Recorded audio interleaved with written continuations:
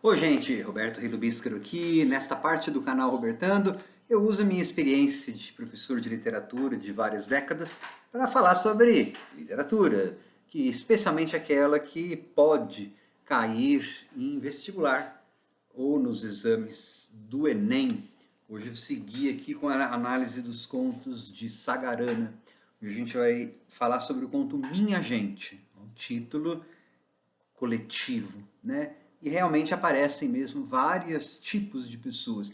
O Santana, que é super cerebral, acredita na educação, é um Brasil, vamos supor, mais letrado, né? O tio Emílio, que é o político lá do interior, matreiro, patrimonialista, que usa a política para benefício próprio, né? O Zé Malvino, que é um capial supersticioso, cujo conhecimento maior vem da natureza, e outros, e todos esses outros tipos do sertão, e todos eles sistematicamente vão dar uma surra, né? Vão ser mais espertos ou vão manipular o narrador, que sequer nome tem e é um cara da cidade. Então, uma das morais desse conto, que na verdade é uma novela quase, tem vários episódios, assim, vários fios condutores, é a supremacia do campo sobre a cidade, né? Aquele narrador, que é o primo que vem visitar o tio Emílio, ele tem um conhecimento superficial sobre tudo. Então, uma das leituras é essa minha gente dando uma surra de xadrez, metáfora para conto, esse conto, tá? No primo. Antes de continuar, eu gostaria de convidá-los a se inscreverem no canal Robertando, curtir vídeos. Eu agradeço bastante. Vamos falar sobre a epígrafe. Sempre tem uma epígrafe. Isso aqui fala de uma feiticeira. Ó. Tira a barca da barrada. Deixa Maria passar. Maria é feiticeira. Ela passa sem se molhar. Então, não precisa dizer mais nada. Se a mulher é feiticeira, tem poderes. E a mulher mais importante do conto, a Maria Irma, através da sua astúcia, ela vai se casar com quem ela quer. Né? Ela manipula direitinho. Mas o primo, esse narrador, se conta narrado em primeira pessoa, pessoal, mas o narrador ele não se dá nome, tá? Ele é uma pessoa sem nome. Igual o Ulisses lá da Odisseia, que significa sem nome, né? Mas olha como feitiçaria é importante, gente. Porque assim, esse cara da cidade chega para visitar o tio dele. A gente não sabe muito bem por quê. Ele ama a natureza, mas ele não entende o sertão, tá? Repetidas vezes você vai perceber isso na narrativa. Quando ele chega na estação ferroviária, ele encontra o Santana, que é o cara que ama jogar xadrez. Que é um dos caras que vai dar uma surra nele, né? Coitado do narrador, ele não entende as coisas. Eles vão para a fazenda, o narrador chega na cidade lá, e durante um percurso, uma parte do percurso, seria igual ele e o Santana, então eles vão juntos. Quando eles vão sair, olha só o que o narrador fala, querendo dar uma de intelectual, né? Ele diz assim, ó, cadê? Vamos, partamos, Jacirce, Circe, C-I-R-C, Jacirce, a venerável, me advertiu. Isso é uma citação da Odisseia. Circe é uma feiticeira, ó, epígrafe. Foi a que transformou os homens de Ulisses em porcos, mas depois Ulisses venceu, ainda ficou na ilha lá que ela era comandante, a Circe, por um ano, né? Mas está vendo? Olha só o que ele falou, né? Partamos, Jacirce venerável me advertiu. Mas aí o Santana, olha o que o Santana disse. Vinde, amigos, perguntai ao estrangeiro. O cara era da cidade, não, narradora da cidade, está vindo para o campo. Perguntai ao estrangeiro se sabe ou se aprendeu algum dia qualquer jogo. Não, gente, ele não aprendeu.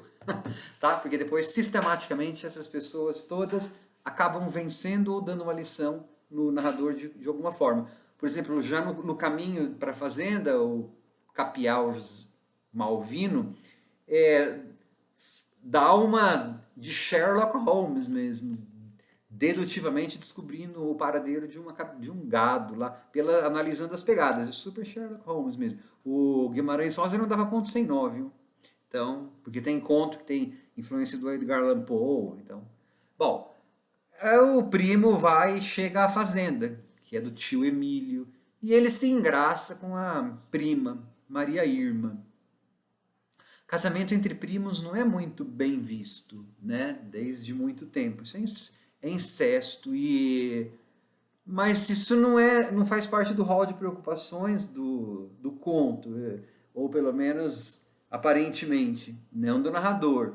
Só que a Maria Irma, ela usa apenas esse primo porque ela, na verdade, quer casar com o Ramiro, que nem aparece, eles são citados.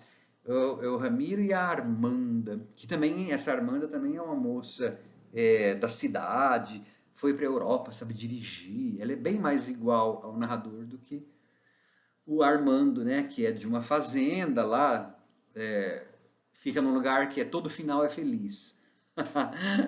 Né? Inclusive o conto termina falando esse nome. Todo final é feliz, porque uma das formas de analisar minha gente também é como se fosse uma paródia, esvaziando essa coisa do final feliz. Bom, daí então o que acontece? Quando o primo está lá na fazenda, ele se apaixona pela Maria Irma, e a Maria Irma vai levando ele em banho-maria. E paralela a isso tem a candidatura do tio Emílio, né, que é aqueles políticos do interior, ladinos, que fazem a política para ele mesmo, aqueles conchavos. Isso tem uma certa correlação com o conto lá do Lalino Salutiel, né, o marido pródigo, que também mostra essa política de compadrio do interior de Minas. Aí um dia o narrador, para fazer ciúmes para Maria Irma, ele vai visitar uma fazenda vizinha. Além de não surtir efeito nenhum, ela não fica com ciúmes dele, o tio Emílio ainda usa essa visita para ganhar alguns bônus políticos. Enfim, o narrador, ele não entende nada, né? Todo mundo ali usa o narrador de maneira muito sutil, né? Como se ele fosse um peão naquele jogo de xadrez que é a vida, tá?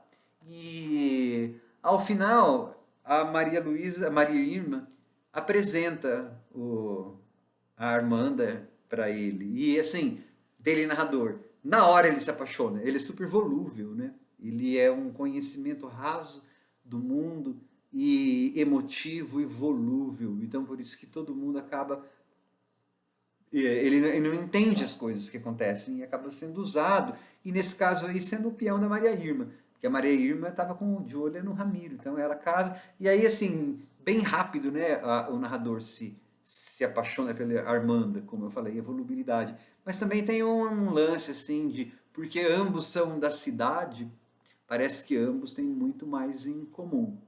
Gente, nada do que eu falo aqui substitui a leitura.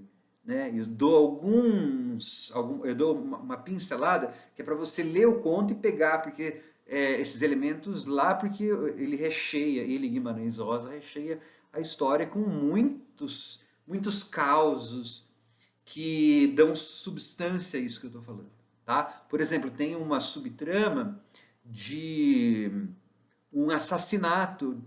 Tinha o Bento Porfírio, que estava de caso com a prima. Olha só como o Guimarães não dá ponto sem nó, né? Maria Irma e o narrador são primos, mas o casamento deles, ou uma relação incestuosa, foi evitada pela astúcia da Maria Irma. Num dos causos contados no livro, o Bento Porfírio está de namorico com a prima dele, de Lourdes, mas essa de Lourdes é comprometida com o Alexandre, e o Alexandre mata o Bento Porfírio. Então, você também tem um impedimento de uma relação incestuosa, só que aí, no caso do Alexandre, pela violência masculina. E vai ver como isso aí, por exemplo, esse assassinato, o tio Emílio, por exemplo, ele encobre, ele vai dar proteção no Alexandre, porque ele fala, não, se eu já perdi um voto quando o Bento Porfírio morreu, se o Alexandre for preso, eu perco outro voto. Então, tá vendo como tudo é tributário das ideias que o Guimarães quer mostrar, né? Da superioridade do do campo sobre esse cara da cidade, até menininho de 8 anos, o moleque Nicanor, né? O narrador aposta com ele, duvido que você consiga montar aquele cavalo lá. O menino vai e monta um cavalo super bravio, e de 8 anos de idade o menino tem, e o primo tem que acabar dinheiro, ou seja, é um cara que, a minha gente dele é uma gente que ele, na verdade, não entende, porque ele é um cara da cidade que foi tentar lá passar os dias no sertão, tá? Mas isso é tudo muito bem humorado no conto, tá bom? Gente, espero, eu vou deixar outras interpretações de livros do Sagarana na descrição deste vídeo, e eu espero que tenha ajudado. Tchau!